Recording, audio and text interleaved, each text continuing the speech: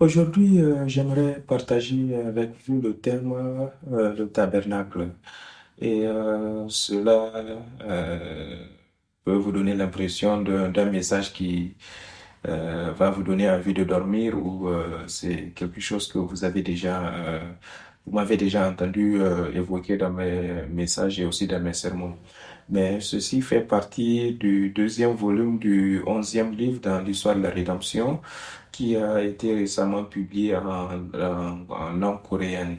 Le premier livre que nous avons étudié à travers nos moments d'études bibliques et en sous-groupe, c'est le temple d'Ézéchiel. Le deuxième livre, c'est le temple de Zérubabel et la généalogie consacrée de ceux qui sont retournés.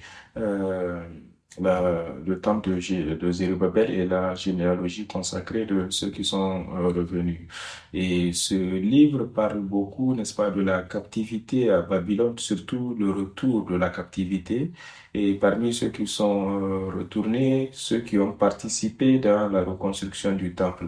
Et je crois que cette partie de l'histoire de la rédemption, cette partie de l'Ancien Testament, la captivité de Babylone, le retour et aussi la reconstruction du temple, un message ou bien un modèle, n'est-ce pas, de la fin du temps, parce qu'en Apocalypse, on nous parle de Babylone. Euh, Jésus nous dit en Apocalypse 18, sortez de Babylone, mon peuple. Donc, c'est un modèle ou une image du peuple qui va sortir de Babylone à la fin des temps et devenir et faire partie de la nouvelle Jérusalem qui est le nouveau temple. Donc, dans l'Ancien Testament, ils sont sortis de Babylone et seul, n'est-ce pas, ce peuple choisi, cette généalogie consacrée à participer dans la reconstruction du temple de Dieu, le nouveau temple, après la destruction. Et en ce temps, n'est-ce pas, à la fin du temps, je prie que toi et moi soyons les membres, n'est-ce pas, la généalogie spirituelle consacrée qui va participer dans la construction ou faire partie du nouveau temple de la Nouvelle Jérusalem. Amen. Et c'est aussi cela l'accomplissement du temple d'Ézéchiel. Alors, l'intérêt ici est mis sur la construction du temple de Dieu. Et lorsque nous parlons de la construction du temple de Dieu, nous ne pensons pas uniquement à ce temple physique dans lequel nous participons toujours alors que nous essayons, n'est-ce pas, de construire les derniers édifices, les deux derniers édifices, mais il parle aussi du temple spirituel de l'église Sion, n'est-ce pas, de manière pratique. Et plus précisément, nous construire nous-mêmes en tant que le temple de Dieu. Et l'histoire de la rédemption, d'une autre manière, nous pouvons dire l'histoire de la Bible, n'est-ce pas, l'œuvre de salvatrice de Dieu peut être comprise comme l'histoire du temple de Dieu. Alors, lorsque nous parlons de temple, quelle est l'image qui vous vient à l'esprit? Souvent, je, je pense au grand temple à Simin. Je ne sais pas si vous savez de quoi je parle. C'est un grand temple bouddhiste, n'est-ce pas? Donc souvent, lorsque nous pensons au temple, nous pensons, n'est-ce pas, aux hôtels, aux églises, mais la compréhension biblique du temple, c'est la demeure de Dieu sur terre, parmi son peuple.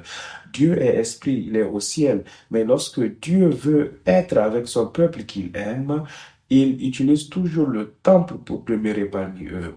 Alors, cette histoire du temple a commencé depuis le jardin d'Éden. J'ai partagé, n'est-ce pas, sur le jardin d'Éden il y a quelques semaines avec le thème Où est Adam? Et le jardin d'Éden n'est pas seulement, n'est-ce pas, un jardin pour cultiver, mais c'est le temple spirituel que Dieu a établi et a mis Adam à l'intérieur en tant que sacrificateur. Mais ce temple a été détruit parce que le serpent, le diable est venu à travers le serpent, parce qu'à travers la parole de la bête, l'être humain, les enfants de Dieu ont cru. Ils ont rejeté donc la parole de Dieu, ils ont rejeté l'Esprit de Dieu et ils ont suivi la parole de la bête. Et comme résultat, ils n'ont pas été capables de demeurer dans le même endroit que Dieu. Et nous et c'est pourquoi nous voyons qu'ils ont été chassés du jardin d'Éden. Mais spirituellement, c'est parce qu'ils ne pouvaient plus demeurer dans le même endroit avec Dieu.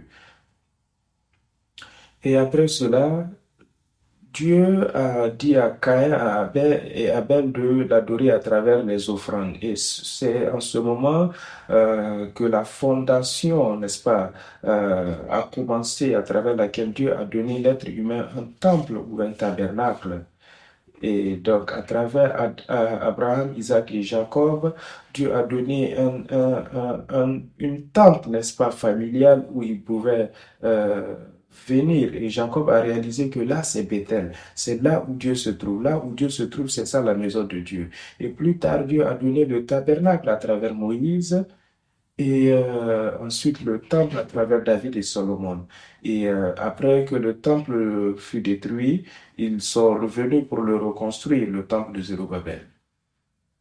Le temple est une manière et aussi un chemin à travers lequel le peuple pécheur peut recevoir l'expiation et revenir à Dieu. C'est la seule manière que Dieu introduit à l'être humain, surtout dans l'Ancien Testament, pour eux de s'approcher de lui. Est-ce que nous sommes en mesure de nous approcher de lui aujourd'hui? Amen. Est-ce que nous venons à Dieu aujourd'hui? Et c'est aussi l'endroit, c'est aussi un endroit physique où Dieu symbolise sa présence. Alors, c'est un endroit où Dieu veut utiliser pour être avec son peuple. Alors, si Dieu est avec toi, alors ta maison devient le temple de Dieu. Amen.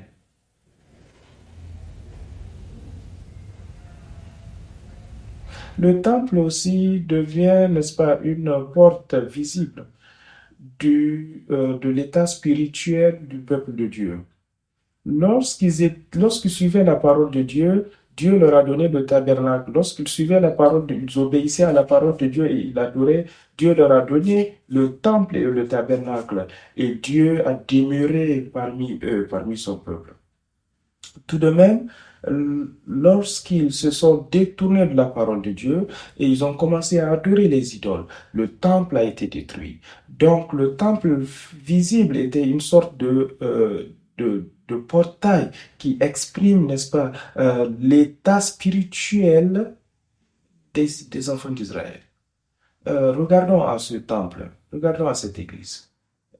N'est-elle pas belle?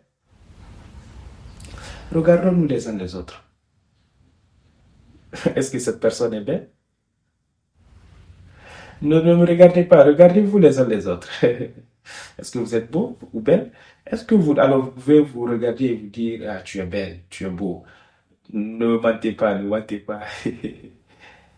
Nous avons la justification, nous avons les murmures, mais les choses belles. Je prie que cette image appréciable du temple de Sion exprime la beauté de nos cœurs. Amen.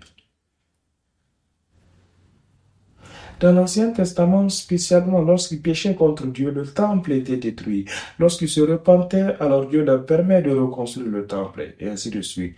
Et plus, le temple, en fait, est une image de Jésus-Christ lui-même.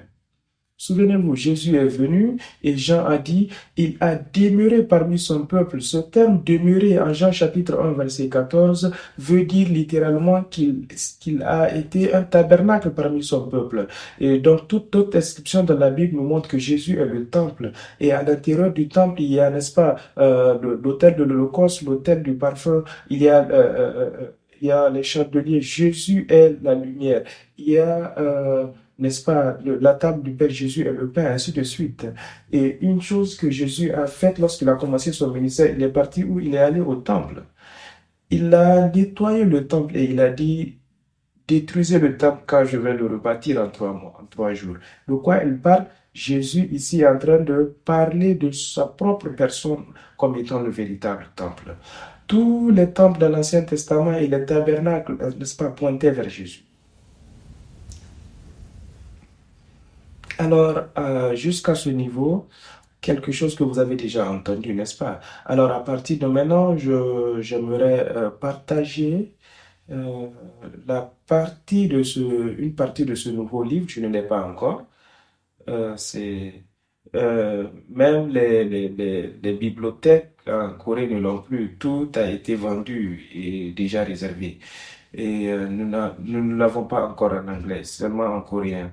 Donc, je me suis dit peut-être pour satisfaire, si vous êtes curieux, n'est-ce pas, pour satisfaire notre curiosité, nous allons parcourir le livre. Nous allons prendre quelques semaines pour parcourir les parties principales de ce livre afin que nous puissions comprendre, vous puissiez comprendre ce de quoi ce livre parle. Est-ce que c'est bon? N'est-ce pas? Vous voulez, n'est-ce pas? Ah, ok. Mais ce livre, dans la première partie, comme la partie introductive, n'est-ce pas, explique l'histoire des temples. Et il parle du jardin d'Éden, le tabernacle, le temple de Salomon, le temple de Zorobabel, ainsi de suite. Donc, nous allons suivre la même procédure et la semaine prochaine, certainement, nous allons voir le temple de Salomon ou le temple d'Ézéchiel. En résumé, et lorsque nous allons arriver au temple de Zorobabel, nous allons aller dans les détails des murailles, la reconstruction de la muraille, la généalogie, et ainsi de suite. Donc, je ne peux pas vous promettre que je peux tout couvrir, n'est-ce pas? Mais les points clés quand même du livre, nous allons faire l'effort de les couvrir. Et à travers de différentes explications, nous allons le faire. Dans la première partie donc de ce livre, encore, ça parle de l'introduction du temple et aujourd'hui nous allons penser au tabernacle. Dieu a donné le modèle ou les instructions pour le tabernacle dans le désert lorsque les enfants d'Israël campaient à la montagne de Sion. Et à la sixième montée de Moïse sur la montagne, Dieu lui a donné les deux tablettes de pierre et aussi les instructions sur comment, n'est-ce pas, construire ce tabernacle après les 40 jours de jeûne. Exode chapitre 24, verset 12, jusqu'à Exode 31, verset 18.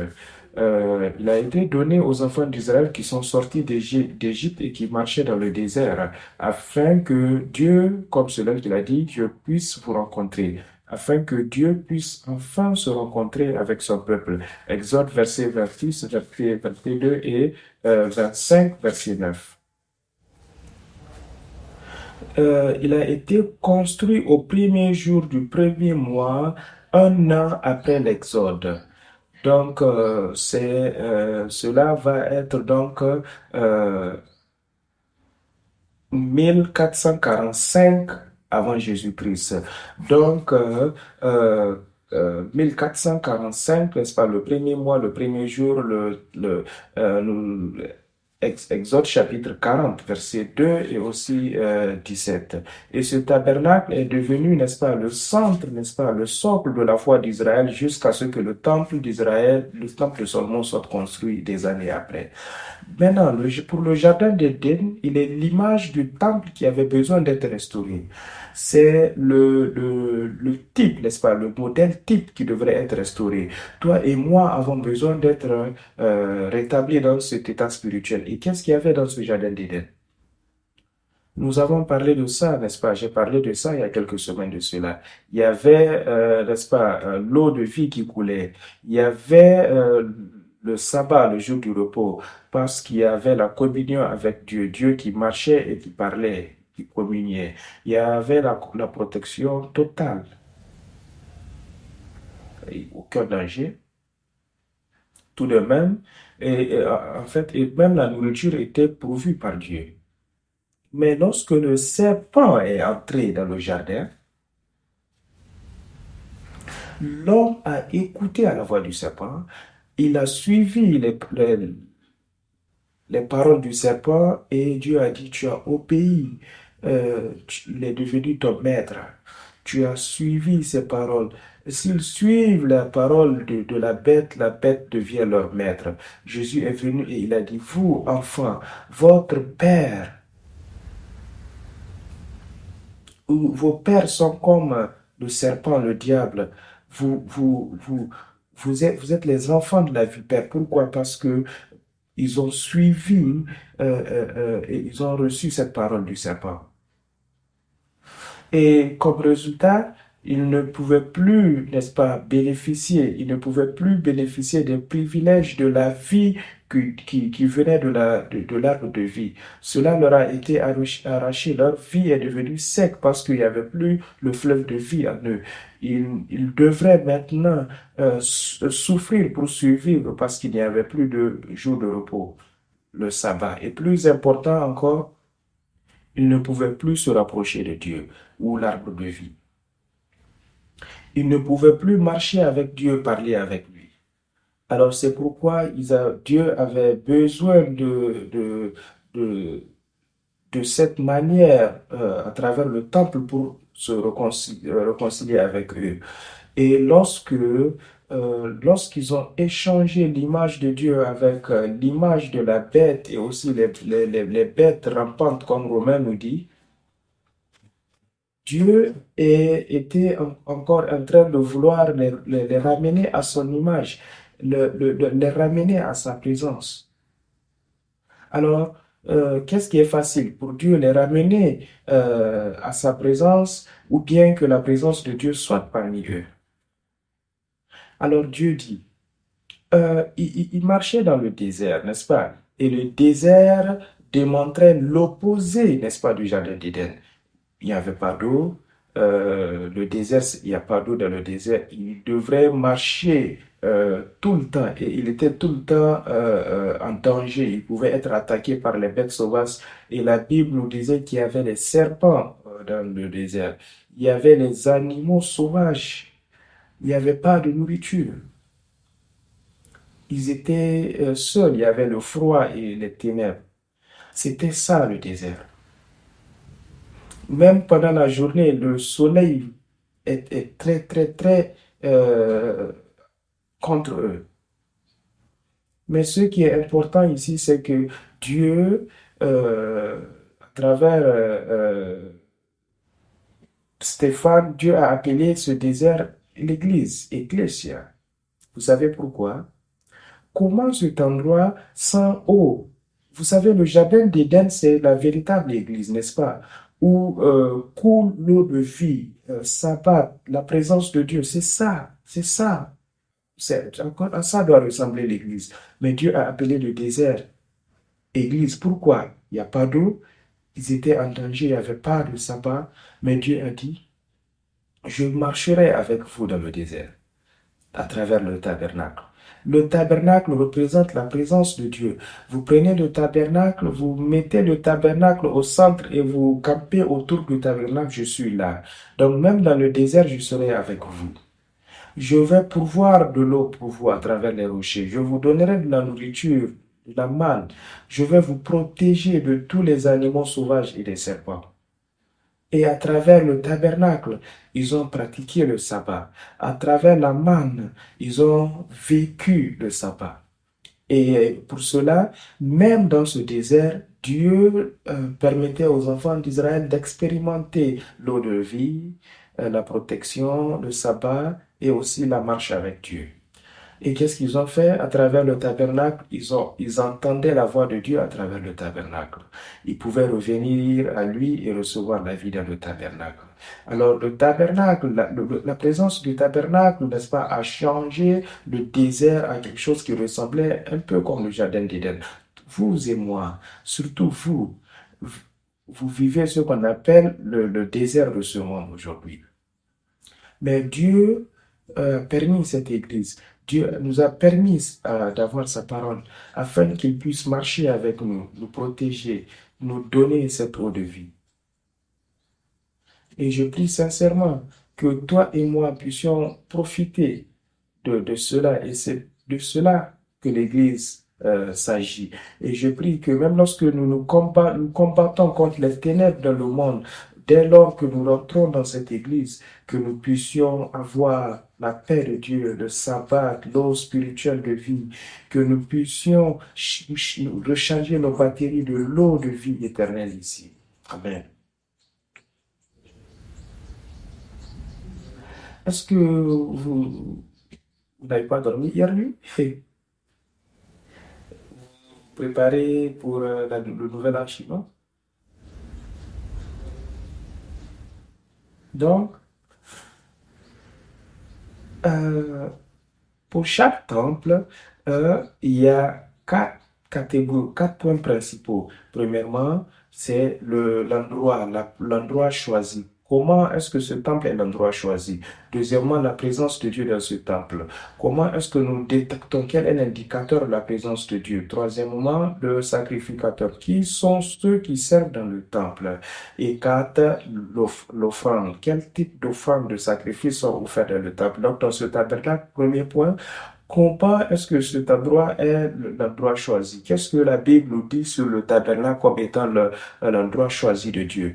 Le tabernacle est aussi le lieu d'adoration, n'est-ce pas, qui avait besoin d'être transporté. À chaque fois que les enfants d'Israël allaient d'un camp à un autre, ils devaient être détachés. Dans Nombre chapitre 7, verset 1, il dit: Maintenant, au jour où Moïse avait fini de placer le tabernacle, il l'a oint et il l'a consacré avec tout le matériel, les ustensiles et les autels. Il les a oints et les a consacrés aussi. Ce mot consacré est Kadash.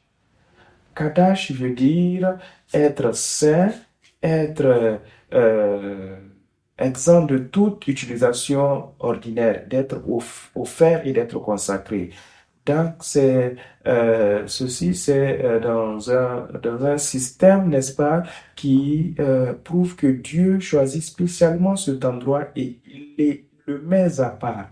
Cette place ou cet endroit ne doit pas être utilisé comme tout endroit ordinaire, mais il est utilisé uniquement pour l'œuvre de Dieu, donc il est saint.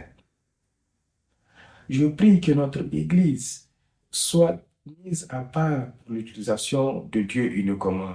Je prie que nos corps soient mis à part pour l'utilisation de Dieu uniquement. Je prie que nos familles soient aussi mises à part.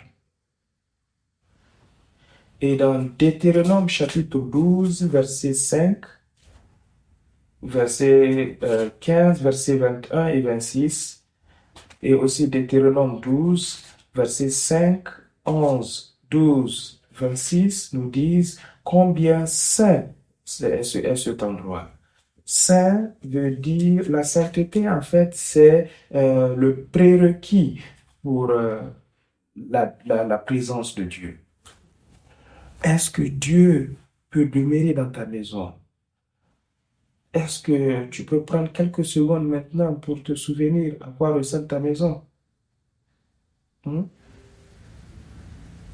Retourne à ton lit. Pense à comment tu as laissé ton lit en sortant. Allons à la cuisine. À quoi ressemble la cuisine? Est-ce que la vaisselle est faite? Est-ce que c'est sain? Est-ce que c'est nettoyé? Est-ce que c'est préparé pour la présence de Dieu? Je suis en train juste de parler, n'est-ce pas, de l'apparence extérieure. Mais allons maintenant à nos cœurs. Est-ce que nos cœurs sont mis à part? Est-ce qu'ils sont sains? Est-ce qu'ils sont préparés pour la présence de Dieu? Ou bien ils sont pleins de mauvaises pensées, méchanceté, haine, rancune? Combien d'argent est-ce que je vais gagner cette semaine? Non? Est-ce qu'il est préparé, notre cœur? Josué chapitre 9, verset 7. Mais Josué les a fait ce jour pour la congrégation et pour l'autel de Dieu en ce jour dans l'endroit où il a choisi. Le tabernacle était l'endroit que Dieu a spécialement choisi pour sa demeure et aussi pour rencontrer son peuple. Deuxièmement, pensons à la présence de Dieu. Est-ce que Dieu était présent dans le tabernacle? Aussi, au même moment, posons-nous la question, est-ce que Dieu est présent dans ma vie? Est-ce que Dieu est présent dans cette église? Est-ce que Dieu est présent dans cette nation, dans ce pays? Est-ce que Dieu est présent à la maison, dans ma maison? Le tabernacle était l'endroit, la demeure de Dieu. La présence de Dieu devenait apparente de deux manières dans le tabernacle. Premièrement, Dieu rencontrait les enfants d'Israël dans le tabernacle et il leur parlait à partir du tabernacle. Donc, les enfants d'Israël étaient capables de sentir la présence de Dieu parce qu'ils entendaient la parole de Dieu du tabernacle.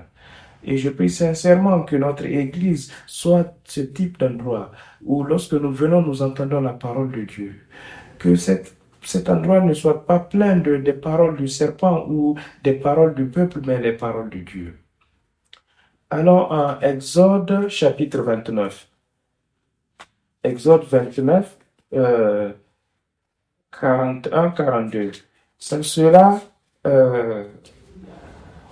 tu offriras le second seau entre les deux soirs.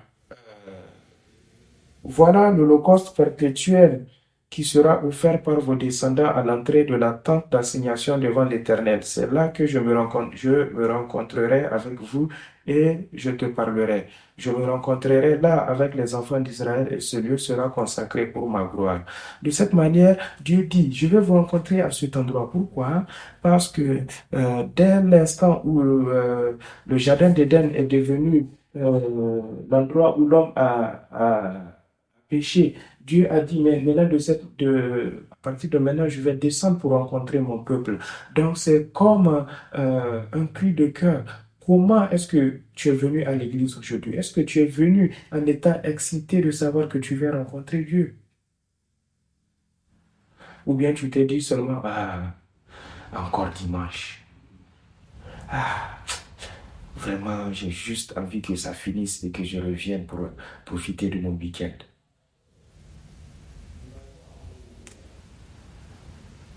Dieu était tellement enthousiaste de rencontrer son peuple. Exode chapitre 24, 25, verset 22. C'est là que je vous rencontrerai entre les chérubins.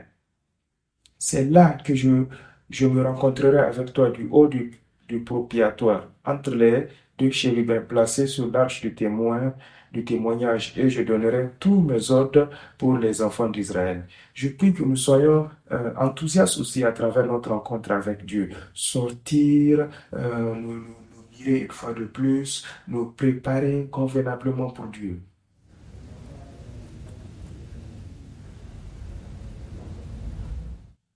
Une chose qui cause la destruction du temple et la chute du temple et la raison pour laquelle Jésus était irrité et en colère lorsqu'il est venu au temple, c'est que tout était devenu juste une simple cérémonie, une simple formalité, une simple habitude, n'est-ce pas? Juste quelque chose qu'il faut chaque semaine. Les gens faisaient les choses de manière automatique.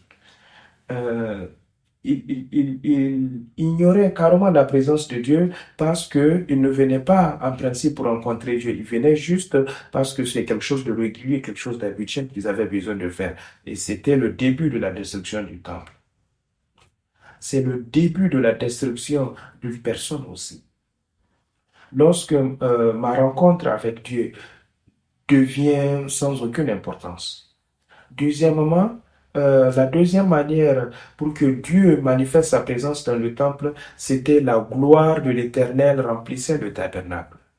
Exode chapitre 40, versets 44 et 45. Et la gloire le nuée couvrait le temple et la gloire de Dieu couvrait le temple. Moïse n'était pas capable de rentrer dans le tabernacle parce que la gloire de l'Éternel avait rempli le temple, le tabernacle. Puisse la gloire de Dieu remplir ta vie, ta maison et ta propre personne. Même lorsque nous partons vers visiter nos familles, même lorsqu'ils ne croient pas en Jésus, que notre présence amène la lumière en eux. Là où nous serons, la gloire de Dieu nous accompagne. Là où nous partons, les maladies seront chassées. Là où nous partons, la présence de Dieu sera ressentie par le peuple. Pour nous, pour que nous puissions être le temple, pour que nous puissions être le tabernacle spirituel, Dieu doit parler sa parole à travers nous. Et Dieu doit manifester sa présence aux autres. Et les autres qui viennent vers nous vont expérimenter la présence de Dieu. Est-ce que cela est possible? Vous vous dites, ah, moi, je ne suis pas vraiment qualifié, je ne suis pas aussi saint. Mais si la gloire de Dieu vient sur toi, si la grâce de Dieu s'établit sur toi, que nous le voulions ou pas, je crois que Dieu va nous utiliser, il va manifester sa présence à travers nous dans ce monde. La plénitude de la gloire de Dieu est le signe de la présence de Dieu. Et plus tard, lorsque Jésus est venu, il dit la gloire de Dieu était en lui. Jean chapitre 1, verset 14, je vais lire. Et la parole est devenue chair et elle a demeuré parmi nous et nous avons vu sa gloire, la gloire de l'enfant, du Fils unique du Père, plein de grâce et de vérité. Troisièmement, pensons au sacrificateur. Après avoir établi le tabernacle, Dieu a choisi un sacrificateur et les Lévites pour servir dans ce temple. Donc, c'est un privilège très spécial. C'est une tâche très spéciale. De la même manière que Dieu a formé le jardin d'Éden et il a placé Adam dans le jardin d'Éden et il a placé Ève aussi à la place d'Adam pour travailler ensemble dans ce temple. Dieu a aussi mis les sacrificateurs et les Lévites. Dieu t'a mis et moi, il nous a mis dans ce temple. Exode chapitre 28, verset 29, chapitre 29, verset 9, et Deutéronome aussi 29, 10. Et c'est seulement les Lévites parmi les tribus d'Israël, et Dieu a comment désigner Aaron et sa descendance pour être sacrificateurs. Nous lisons Deutéronome chapitre 3, verset 10. Deutéronome chapitre 3, verset 10. Ils vont enseigner ces ordonnances à Jacob et à Israël. Ils vont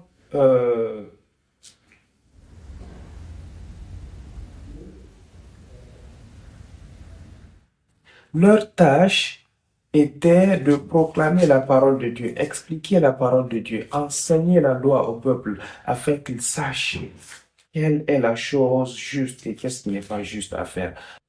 Deuxièmement, brûler l'encens et aussi donner les offrandes, c'est ça aussi le culte d'adoration. Et je crois que Dieu est en train de donner à chacun de nous une partie dans ce service. Et nous allons continuer cela, surtout de nos jours, à cause du Covid et aussi le nombre qui ne fait que croître. Nos leaders, notre comité d'adoration, nos anciens, les membres de notre Église sont vraiment n'est-ce pas, ils sont au plus haut niveau d'alerte à travers la prière, essayant de faire de leur possible pour que notre culte continue. Et je voulais dire cela pendant les moments d'annonce, mais je vais le dire maintenant. Euh, je, J'aimerais remercier tous ceux qui travaillent et participent, pour, pour tous ceux qui collaborent pour se rendre compte que notre Église est un lieu sûr. Et pour ceux qui sont à la maison pour réduire les contacts ou bien ceux qui ont été testés positifs au Covid, merci de rester à la maison et de protéger l'Église aussi. Euh, mais faisons encore un pas de plus en avant. Protégeons aussi l'Église et les membres contre les ténèbres du diable.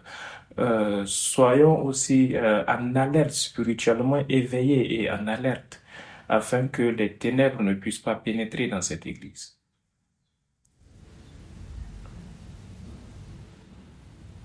Et enfin, 4, les offrandes qui étaient données à Dieu, qui étaient offertes à Dieu, les offrandes et les sacrifices. Il y a 4 types d'offrandes données dans le tabernacle. Premièrement, l'Holocauste. Lévitique chapitre 1, verset 3 à 4. Les holocaustes. Les holocaustes, en hébreu, ce qu'on appelle Ola, qui vient du verbe Allah, qui veut dire monter ou bien euh, descendre. Donc, l'image, n'est-ce pas, de cet arôme et de ce parfum, de cette fumée qui monte vers Dieu. Tout le sacrifice est brûlé. Et l'objectif de ces offrandes, c'est en fait ôter le péché qui bloque la route entre Dieu et nous. Et ces 4 types d'offrandes sont donnés dans le tabernacle afin que le peuple puisse se rapprocher de Dieu. Et cette offrande de l'Holocauste, en fait, brûle tout le sacrifice. Nous devenons le sacrifice et nous brûlons toute la chose. Euh, Toute la bête est brûlée dans notre repentance aussi, en nous dédiant et en nous remettant à Dieu. Deuxièmement, euh, la sacrifice, l'offrande, n'est-ce pas, des fruits. Lévitique chapitre 2, verset 1 à 16. En hébreu, c'est ça, mincha, c'est ça qu'on appelle mincha, qui veut dire cadeau, ou bien tribut, ou bien sacrifice, et aussi loyauté. C'est une offrande qui est donnée en même temps avec une autre offrande qui signifie, qui veut dire la loyauté et aussi la dédication. La loyauté, ça veut dire que Dieu, peu importe où tu me conduis, peu importe ce que tu me demandes de faire, j'obéirai. C'est cela la loyauté, c'est cela la loyauté, la fidélité. Faire de moi un cadeau pour Dieu, une offrande pour Dieu. C'est une offrande qui est donnée à travers les graines de la terre. Nous devrons, nous devrons être des graines fines, n'est-ce pas? Des graines très fines, des graines très fines. N'est-ce pas? Il faut les briser. Euh, mes mauvaises paroles, mes propres manières de faire, ma jalousie, ma haine, tout cela doit être brisé de la même manière que Jésus a été brisé, il a été déchiré à la croix. Troisièmement, l'offrande de paix. Lévitique chapitre 3, verset 1 à 17. Lévitique chapitre 3, verset 1 à 17. En parlant de ça, le 12e livre, je crois, il va donner des détails sur ces différentes offrandes. Euh,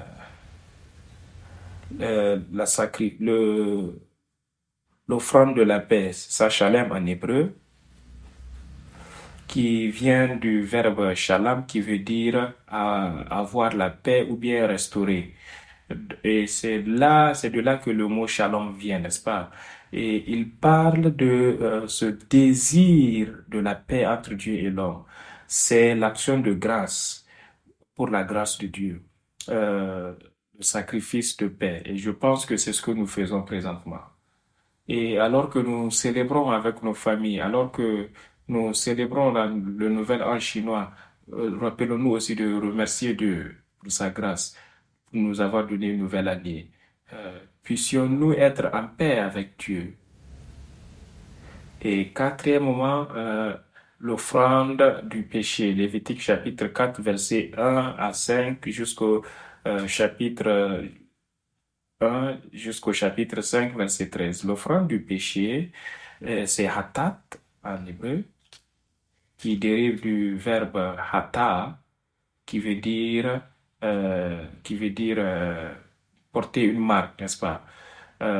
Donc c'est une offrande qui est préparée lorsqu'une personne commet le péché, n'est-ce pas? Euh, Elle essaye d'apporter cette offrande conformément à ses moyens. Pour quelqu'un qui est pauvre, amène, n'est-ce pas, les animaux à la hauteur euh, de ses moyens et il amène ça au prêtre au sacrificateur pour ses péchés. Et cette offrande, souvent, on prend le sang pour asperger ça sur les ustensiles de tabernacle.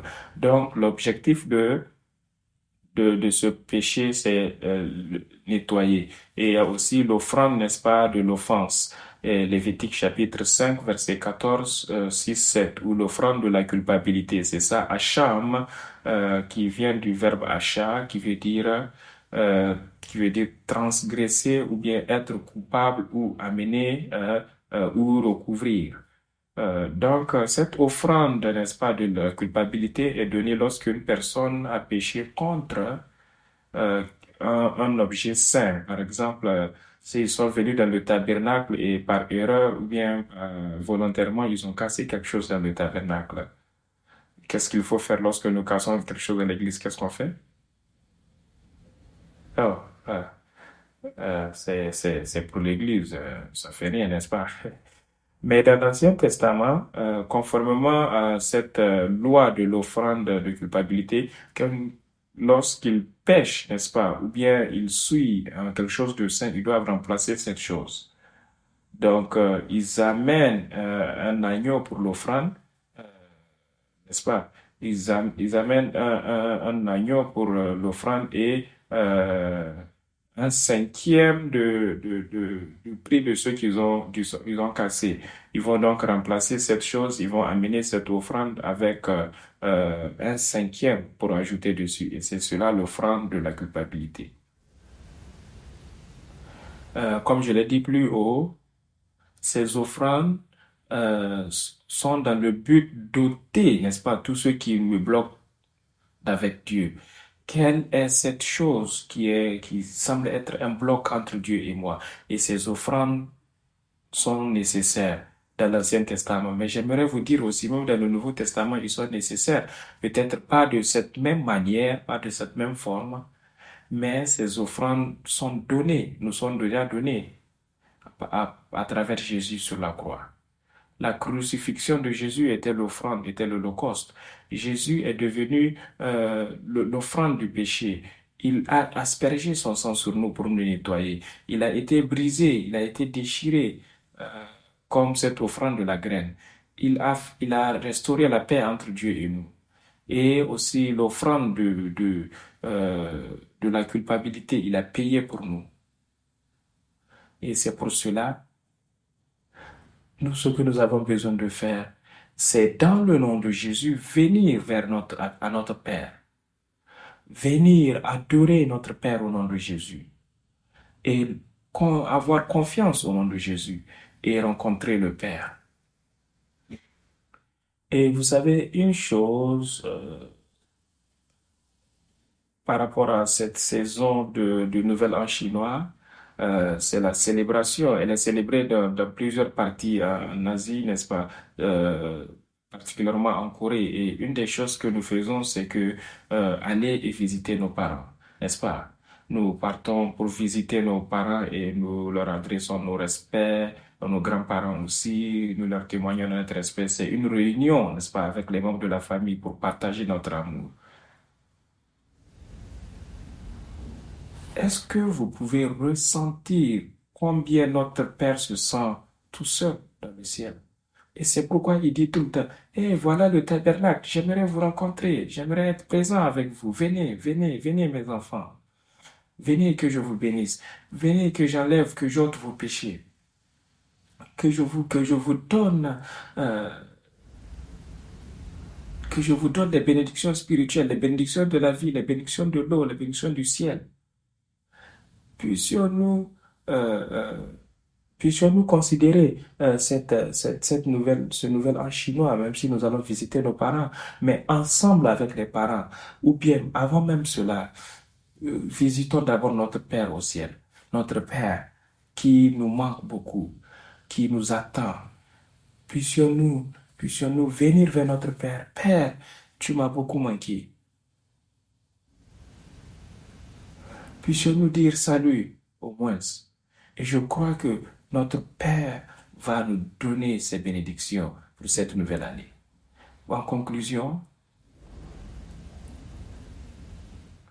le temple de Dieu, le premier temple de Dieu, le Jardin d'Éden sur cette terre a été détruit. Et depuis lors, Dieu a commencé cette grande histoire de la rédemption pour restaurer ce temple.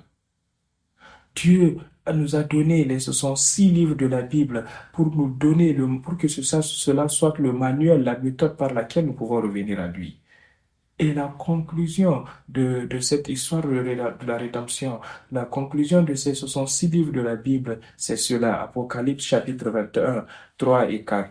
Lisons Apocalypse 21, 3 et 4. Lisons ensemble d'une seule voix. Apocalypse chapitre 21, versets 3 et 4. On commence, et j'ai entendu du trône une forte voix qui disait, voici le tabernacle de Dieu avec les hommes. Il habitera avec eux, et ils seront son peuple, et Dieu lui-même sera avec eux. Il essuiera toute larme de leurs yeux, et la mort ne sera plus, et il n'y aura plus ni deuil, ni cri, ni douleur, car les premières choses ont disparu. Amen. C'est cela la conclusion. La conclusion, c'est que le tabernacle est de retour. Pas le tabernacle physique, mais la nouvelle Jérusalem, qui est l'épouse qui s'est parée et qui attend son époux. Et il dit, le tabernacle est là. Et qu'est-ce qui se passe dans le tabernacle? Dieu va à jamais demeurer avec nous. Il essuiera toutes nos larmes. Il n'y aura plus de mort. Il n'y aura plus de deuil, ni cri, ni douleur. Puissions-nous expérimenter cela aujourd'hui, pas seulement attendre des années durant, avant, après, peu importe quand, pas avec ce type d'attitude, mais croyons dès maintenant que nous pouvons venir dans le tabernacle de Dieu aujourd'hui lorsque nous venons rencontrer notre Père. Prions. Notre Père céleste, nous te remercions de permettre à ce que la bénédiction du tabernacle soit réelle à travers Jésus-Christ. Et Père, nous te remercions de ce que le Saint-Esprit est venu sur nous afin que nous puissions être le temple du Saint-Esprit. Père, nous croyons que tu vas utiliser notre Église et chaque membre de cette Église pour parler ta parole, pour dispenser ta parole à beaucoup, pour permettre à ce que ta présence soit ressentie et réalisée par beaucoup de peuples. Et Père, nous prions pour que ta présence agisse en ce moment. Nous prions pour nos frères et sœurs qui traversent des moments de difficulté, qui sont malades, qui ont des restrictions, qui traversent des moments de difficulté à cause de cette pandémie du corona, pour des raisons financières, euh, par, parce qu'ils sont secoués dans leur foi pour des raisons diverses. Père, que ta présence soit sur chacun d'eux, de la même manière que tu es venu visiter ton peuple à travers le tabernacle. Père, en ce moment, nous prions afin que tu établisses ta présence en eux. Visite-les, reconforte-les où qu'ils soient et reconforte-nous aussi, Père. Et Père, aide-nous à t'honorer, aide-nous à t'adorer et aide-nous à venir vers toi et à recevoir la vie de, de jour en jour. Que notre église de Sion soit cette image de la nouvelle Jérusalem où il n'y a que ta gloire qui est présente en ce lieu. Et enfin, Père, que tes enfants, où qu'ils soient, que ta gloire parte avec eux et qu'elle soit avec eux. Nous te remercions pour toutes choses au nom puissant de Jésus. Amen.